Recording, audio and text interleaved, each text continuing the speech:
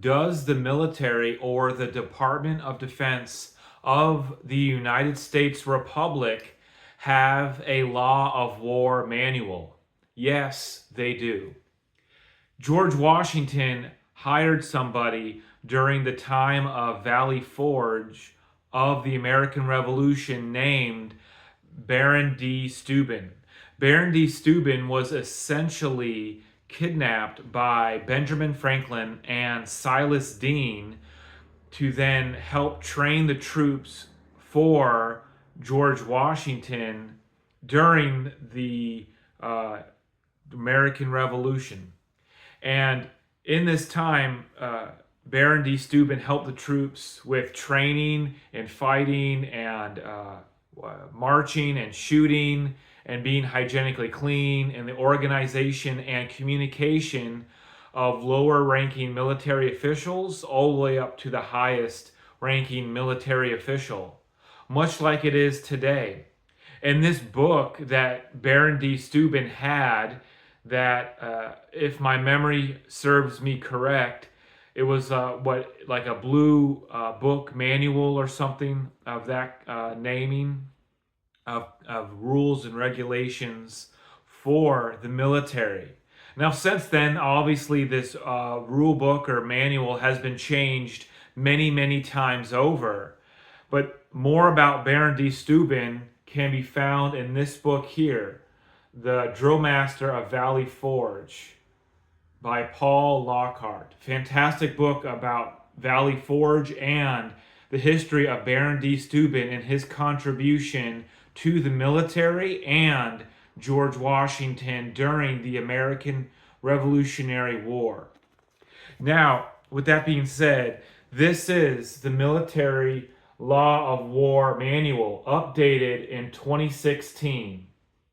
It's a very dense set of books about the organization of the military during war, during the peacetime ceremonies, how to communicate from lower ranking officials to higher ranking officials in the military, and the organizational structure of the military and law during wartime or peacetime. Everything you want to know, essentially.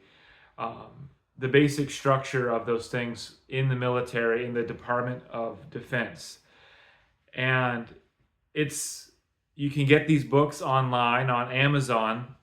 But the thing to remember about George Washington is when he hired Baron de Steuben, he needed help. He knew that he didn't know everything.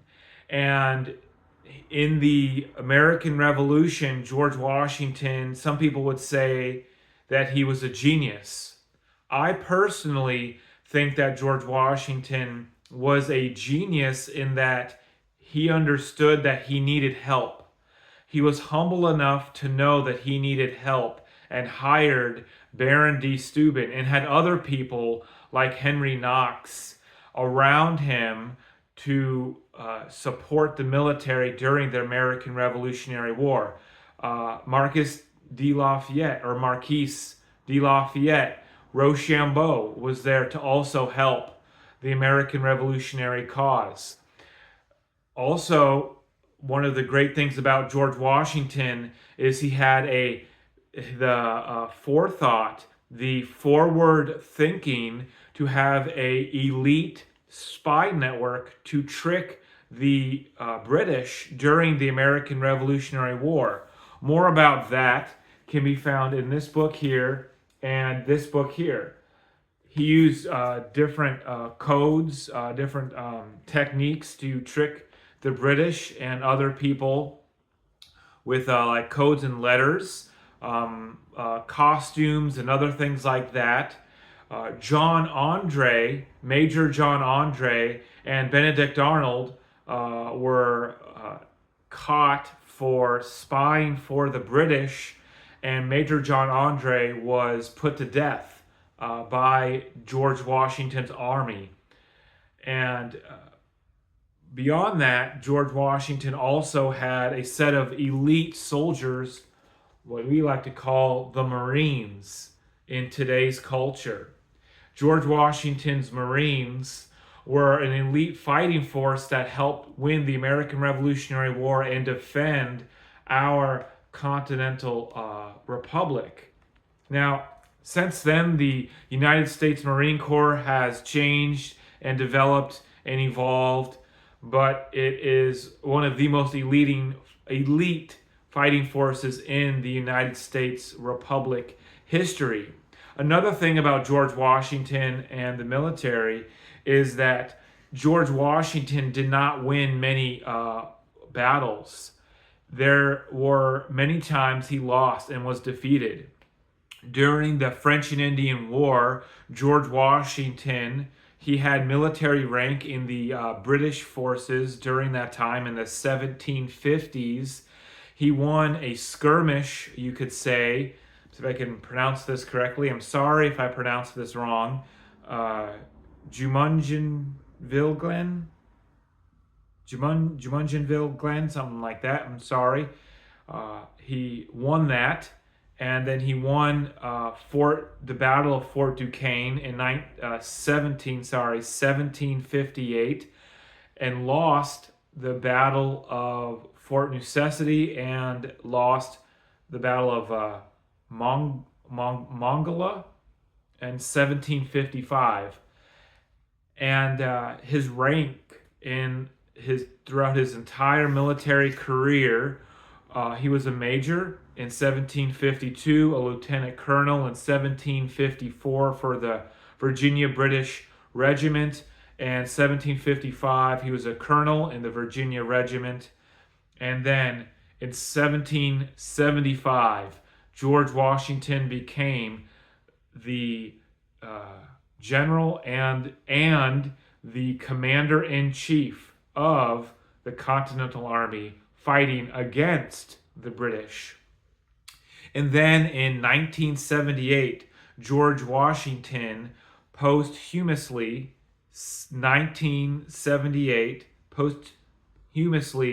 became the General of the Armies of the United States, the highest ranking officials in the military.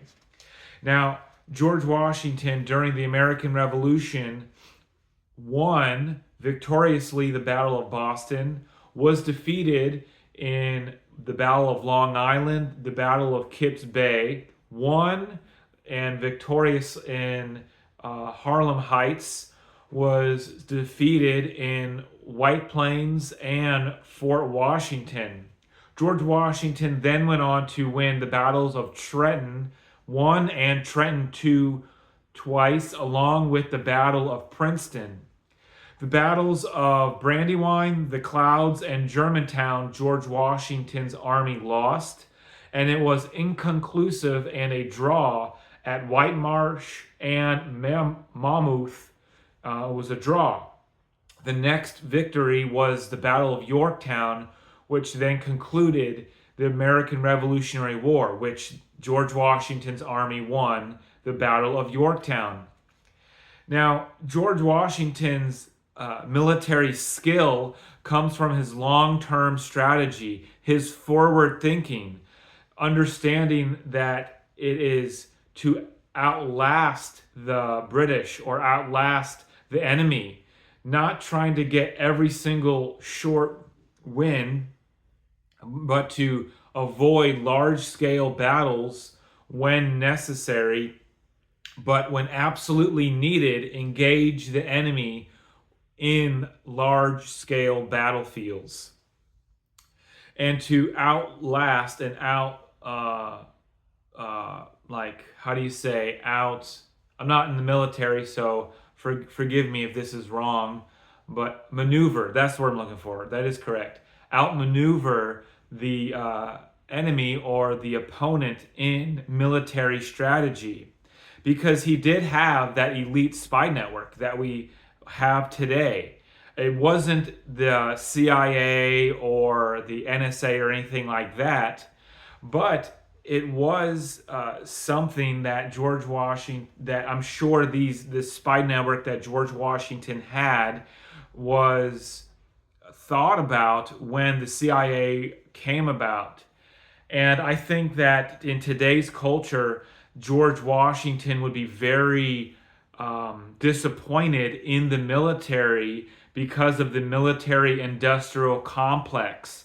Understanding, looking from George Washington's point of view and his perspective of not wanting to be entangled with so many foreign groups and foreign entities. Yes, I'm sure George Washington would want the CIA, but I don't think George Washington would want the military industrial complex, meaning that the stronghold that these companies like General Dynamics, what's it called, Raytheon, Boeing, General Electric, have a stronghold on the military and military war, like, or what's the other word? Having a invested interest in always perpetuating endless war, like Ukraine, like Afghanistan, because Afghanistan, we replaced the Taliban with the Taliban. So what good did that do? Did we really win? We didn't. And Ukraine is what we gave Ukraine how many billions of dollars? What have they given us? What about all the other countries like NATO? What about giving all this billions of dollars to Israel? For what? When was the last time Israel put their money where their mouth is and really helped the United States? Oh, I know. How about perpetuating endless war? That's what Israel has helped the United States with.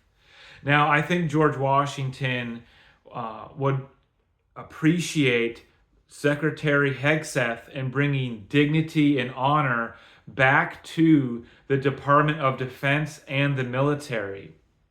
Now, again, like I said, I am not in the military, but I am a George Washington historian, and I wrote this book here, POTUS 1, about the life and politics of today through the eyes of George Washington. And my book is in the George Washington Presidential Library. Again, thank you for your time, and looking forward to speaking with you again.